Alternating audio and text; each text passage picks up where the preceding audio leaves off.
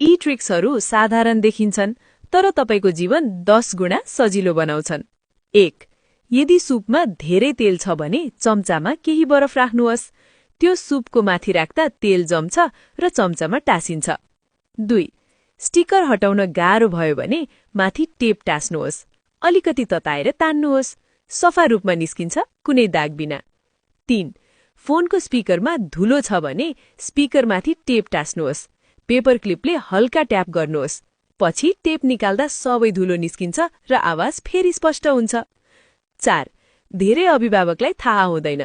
बच्चाको जुत्ता सानो भयो भने अगाडिको भाग काट्नुहोस्। यसरी जुत्ता केही समय अझै प्रयोग गर्न सकिन्छ। 5.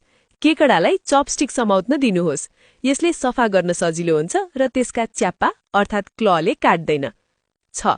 टेपको रोलमा जिप टाइप बेर्नुहोस्। अलि काटेर धारिलो भाग छोड्नुहोस्। अब सजिलै टेप च्यात्न सकिन्छ, कैची चाहिँदैन। 7. जुत्ताको बक्सको ढक्कन तल राखेर बक्सहरू थुपार्नुहोस्।